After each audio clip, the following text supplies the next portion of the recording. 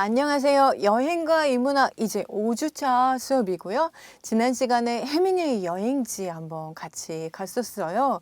근데 이제 본격적으로 노인과 바다 해야 되니까 쿠바의 코이마르로 잠깐 들렸다 가도록 하겠습니다. 네, 노인과 바다 설명하려면 코이마르 빼놓을 수 없습니다. 여기 정말 가봐야 되는 곳이고요. 아바나에서는 버스 타고 가면 1시간 정도 걸리고요. 택시 타면 한 30분에도 갈 수 있는 가까운 곳입니다. 네, 코이마르 작은 지역이기 때문에 보시면 요새 코이마르 요새 보실 수 있고요. 그리고 요 동상 있는 곳, 그리고 또 하나 유명한 곳이 바로 해밍웨이가 자주 들렸던 레스토랑이죠. 이 레스토랑, 네, 또 보실게요.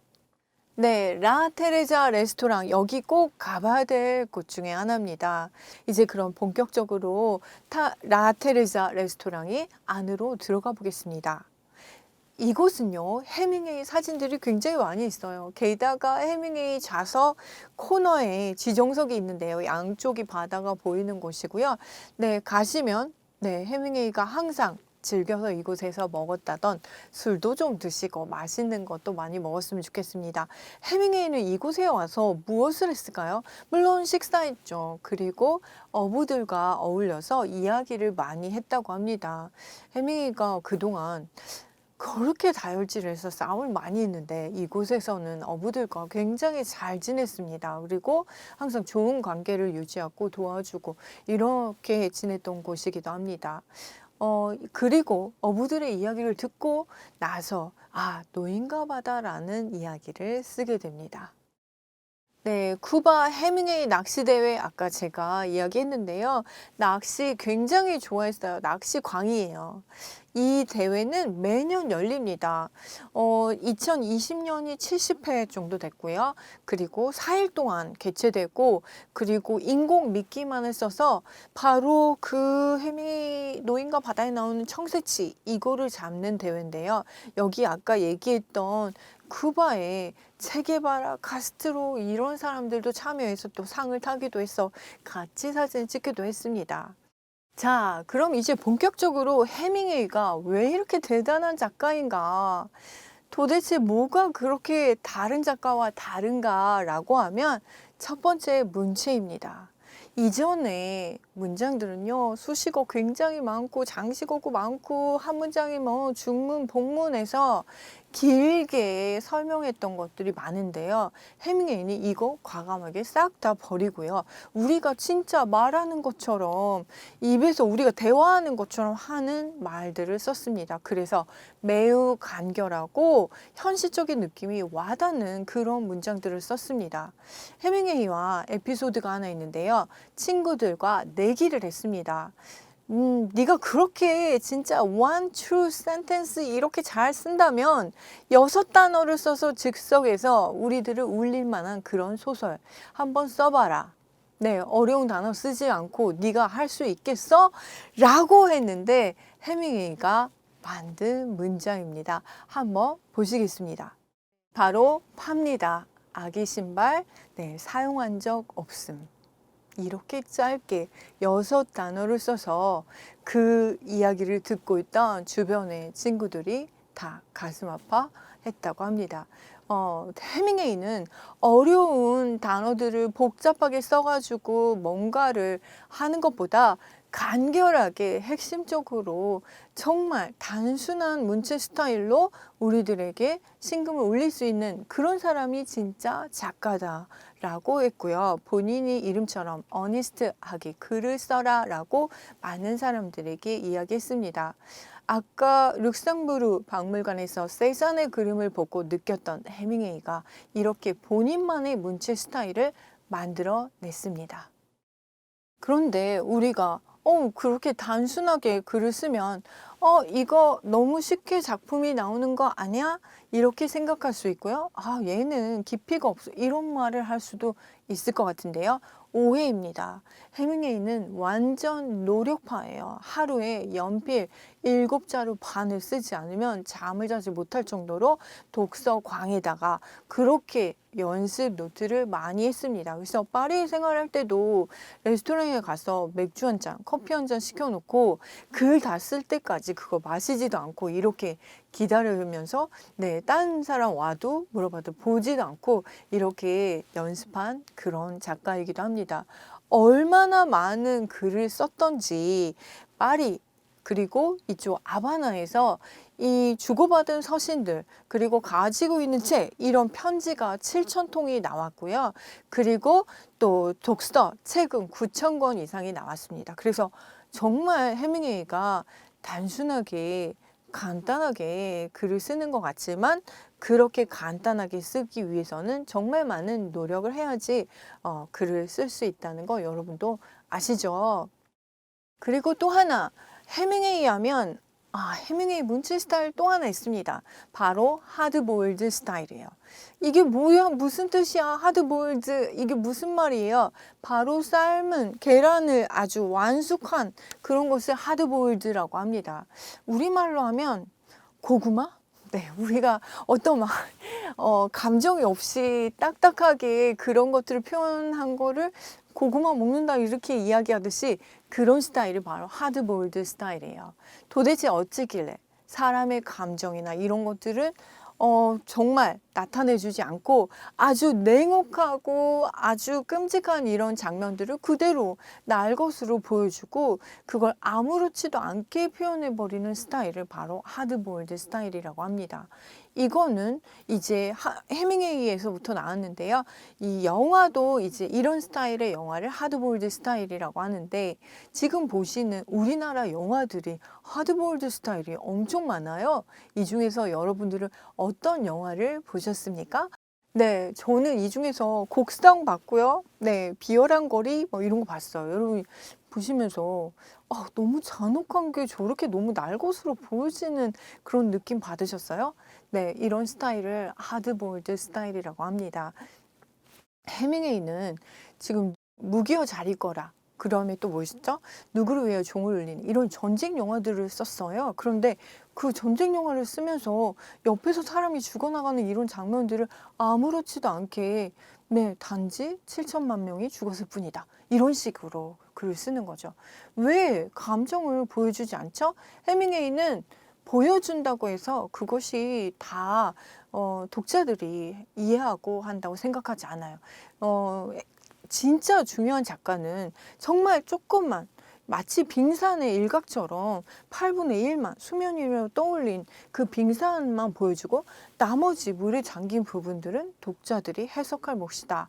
독자들은 더 많이 참여하고 독자들은 더 많이 글을 이해하고 하도록 하게 한 작가가 바로 해밍웨이입니다. 그래서 빙산 이론이라고도 하고 빙산 문체라고도 하고요. 하드보일드 스타일 이라고도 하고 아까 또 말하는 것처럼 한다고 해서 입말체라고도 합니다.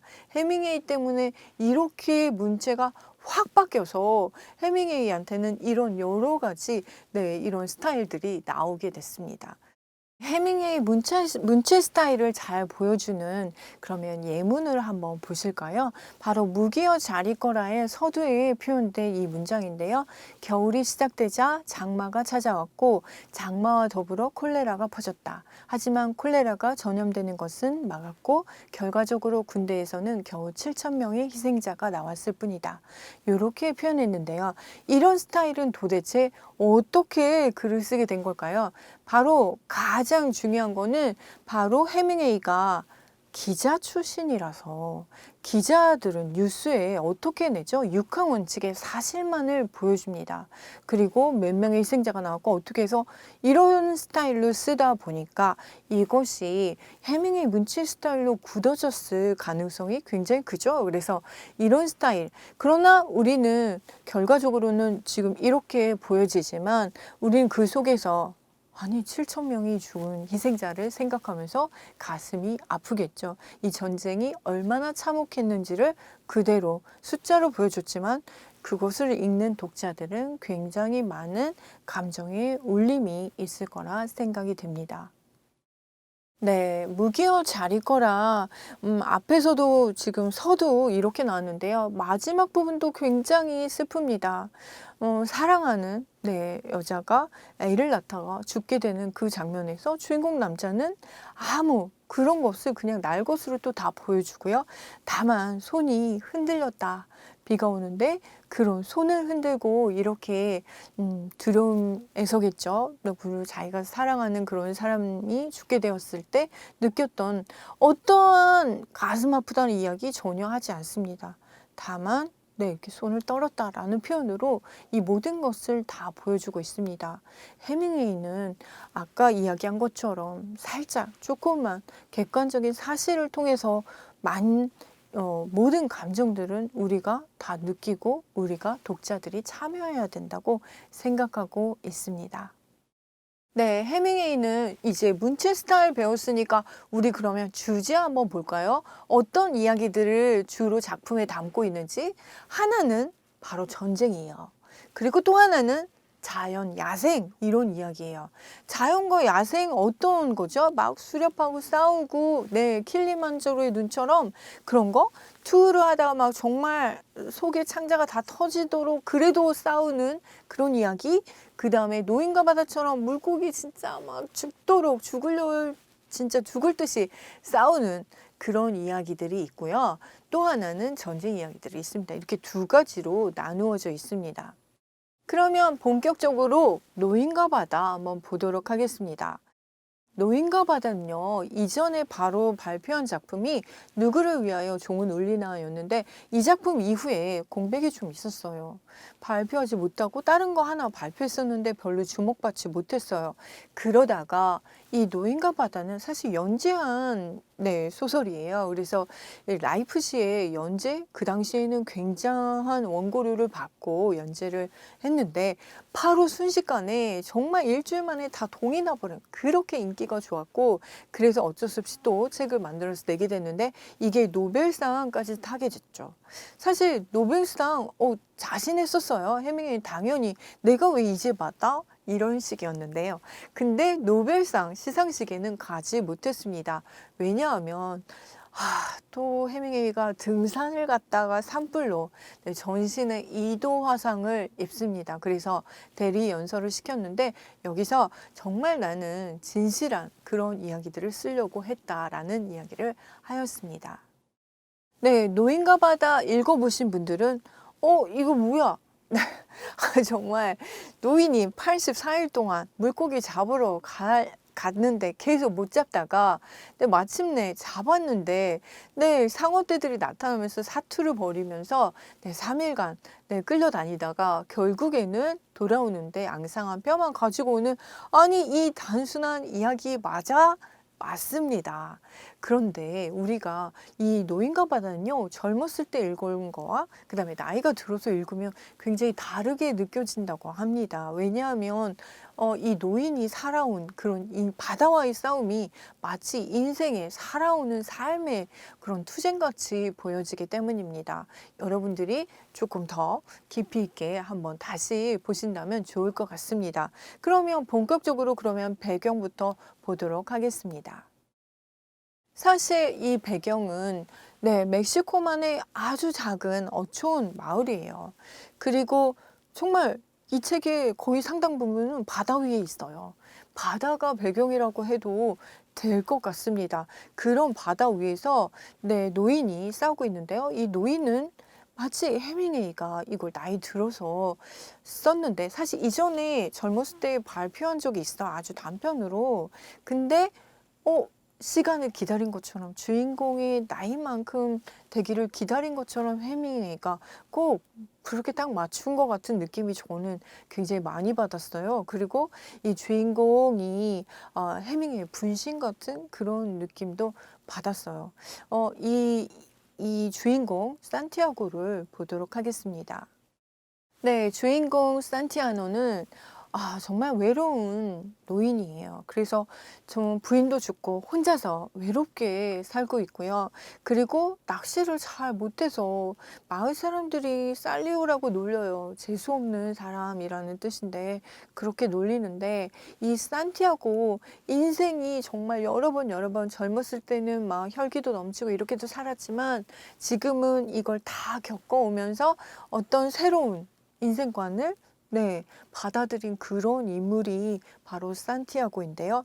해밍웨이와 마찬가지로 굉장히 남성적이에요. 마초적이에요. 정말 노인이지만 이 근육이나 이런 게 진짜 사실 그 노인과 바다에 나오는 배를 여러분이 보신다면 깜짝 놀랄 거예요. 사람이 겨우 누울 만한 그만한 배인데요. 그러면 청새치는 얼마나냐? 청새치는 그 배에 거의 3배나 가까이 그 정도 되는 물고기를 잡는다는 것은 있을 수 없는 일이에요. 이거는 죽음을 무릅쓰지 않으면 안 되는 일인데요. 해밍웨이 주인공들은 거의 이런 특징이 있어요. 죽음을 막 두려워하지 않고 정말 미칠 듯이 거기에 부딪히고 겪고 결코 패배하지 않는 이런 인간들을 그렸는데요. 그래서 이런 인물들을 바로 코드 히어로라고 합니다. 그러면 다른 작가들이 그린 주인공들과는 어떻게 다른지 볼게요.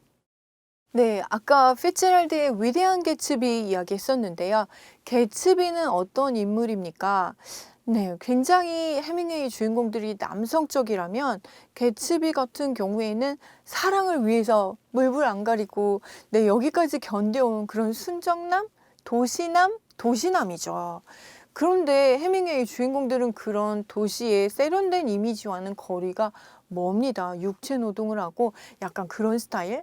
그리고 또 미국에서 노벨상을 받은 윌리엄 포크너가 있는데요. 이 포크너의 주인공들은 굉장히 지적인 그런 이미지여서 육체 노동, 이렇게 남성적인 인물과는 또 거리가 멉니다.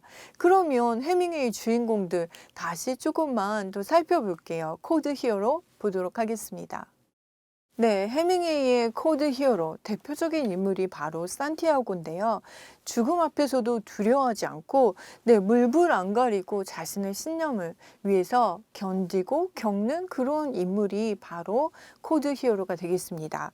물론 막 이렇게 현실적으로는 이렇게 물불 안 가리고 뛰어드는 사람들을 우리는 돈키호테형 인물이다 이렇게 이야기하는데, 그렇습니다. 돈키호테 생각을 많이 하는 것보다는 막 행동으로 저지르고 이런 인물이 바로 코드 히어로입니다. 다른 작품에도 해밍웨이의 분신 같은 이런 코드 히어로들이 많이 나오고 있습니다. 태양은 다시 떠오른다 또 있었고요. 제이크 반스가 있고, 그리고 우리 시대 이 작품에서도 코드 히어로 주인공이 등장합니다. 여러분들이 이제 이런 주인공을 보신다면 코드 히어로 이제 아실 것 같습니다. 그러면 이제 본격적으로 산티아고의 상황을 보도록 하겠습니다. 산티아고는 큰 욕심 별로 부리지 않고 하루하루 그냥 살아가는, 최선을 다해서 살아가는 그런 인물입니다. 물론 아까 얘기한 것처럼 운이 없는 사람, 살라오 이렇게 불리기도 하는데 이렇게 불리는 사람이지만 그래도 스스로는 만족하면서 나는 운이 좋은 사람이라고 생각하고 견디는 사람이고, 84일까지 운이 없었더라도 난 85일에 운이 좋을 수 있는 사람이야 라는 그런 굉장히 그래도 낙천적인 인물이 바로 산티아고입니다. 산티아고가 한 유명한 말이 있습니다. 바로 이 말은 인간은 파멸되기 위해 만들어진 것이 아니다. 그리고 파멸당할 수는 있는데 패배하진 않는다. 이게 도대체 무슨 말이에요? 이 말에 파멸당할 수 있다는 것은 우리가 육체적으로 뭐나 당할 수는 있지만 정신적으로는 절대 지지 않는다. 이런 정신을 가지고 있는 사람입니다. 하루하루 매일을 최선을 다해서 살아가는 그런 인물입니다. 산티아고에게는 또 노인으로서의 지혜가 있죠. 그래서 자연을 받아들이고 순응하고, 또 물고기와 대화를 해요. 자기가 잡은 물고기 상어랑도 뭐 거의 내가 이렇게 잡지만 뭐 이게 뭐 순리라는 그런 이야기들을 하고, 그리고 언젠가 또 본인에게 사람들이 또 운이 없는 사람이라고 할 때도 언젠간 또 좋은 일이 있을 수 있다라고 이렇게 생각하는 굉장히 낙천적이고 긍정적인 사람이고 자연을 그냥 받아들이는 마치 네, 자연인에 나오실 만한 그런 분이 바로 산티아고입니다. 네, 그러면 이제 노인과 바다의 주제에 대해서 알아보겠습니다. 바로 첫 번째 주제는 어떤 힘든 상황이 와도 그것을 버티고 이겨나가는 그런 정신, 결코 네, 정신적으로 패배하지 말라는 그런 이야기가 첫 번째 주제가 되고요. 여기에는 우리가 아무리 힘들더라도 희망을 가지고 그리고 열심히 최선을 다해서 살자. 인간이라면 그래야 되는 것이 아닌가라는 해밍웨이의 메시지가 있습니다. 네, 두 번째 주제는요, 바로 자연의 질서를 거스르지 말고 순응하며 살아라 라는 메시지를 보내주고 있습니다. 작은 생명체에게도 동질감을 느끼고, 그리고 네, 사랑하는, 자연을 사랑하는 그런 사람으로 묘사되고 있습니다. 그러나 저는 노인과 바다가 이전의 다른 작품이랑 정말 다른 점이 하나 있는데요. 그것은 바로 인간과의 유대감입니다. 쿠바에서 해밍웨이가 정말 어부들과 사이좋게 잘 지냈거든요. 이전에서는 다른 작품에서는 다른 사람들과의 관계가 별로 좋지가 않습니다. 그런데 반면에 여기에서는 이런 모습들이 보여져요. 주인공 산티아고에게는 마놀린이라는 소년이 있습니다. 그리고 이 소년은 먹을 걸 챙겨주고 낚시 도구를 챙겨줍니다. 산티아고에게. 그리고 산티아고가 외롭게 혼자 살고 있는 상황을 사람들이 알고 같이 식당에서 공짜로 먹을 것도 주고 챙겨주고 이렇게 합니다. 그래서 산티아고가 바다에서 그 험난한 정말 죽음의 그런 상황이 닥쳐오는 상황에서도 마을 사람들이 자신을 걱정하면 어떻게 할까? 이 부분을 이야기하거든요. 이런 것들은 해밍웨이 작품에 이전에는 보여지지 않았던 점입니다. 말년에서 사람들과의 관계, 나 혼자만이 아니라 정말 젊었을 때는 자신이 혼자 독불장군처럼 모든 걸 다 해내고 내가 최고야 라고 외쳤던 그런 해밍웨이가 말년에 와서 달라진 모습들이 이렇게 노인과 바다 작품에서 잘 보여지고 있는 것 같습니다. 해밍웨이는 네, 타임지와의 인터뷰를 통해서 나는 이 작품에서 진짜 사람, 그리고 진짜 노인, 그리고 진짜 소년, 진짜 상어 이런 것들을 그리고 싶었다. 해밍웨이가 계속 이야기해오던 One True Sentence가 이 노인과 바다에 잘 녹아난 것이 아닌가 이런 생각을 해봅니다. 여러분들 저와 함께 이제 미국 여행 하셨고요. 해밍웨이가 살았던 곳들도 가봤고 해밍웨이 대표 작품들의 그래도 우리가 해밍웨이 하면 알아야 될 이런 스타일 배웠습니다. 여러분들 재밌었습니까? 다음 시간에는 이제 독일로 넘어갈 예정이고요. 네, 여러분들 지금까지 수고하셨습니다. 수고하셨습니다.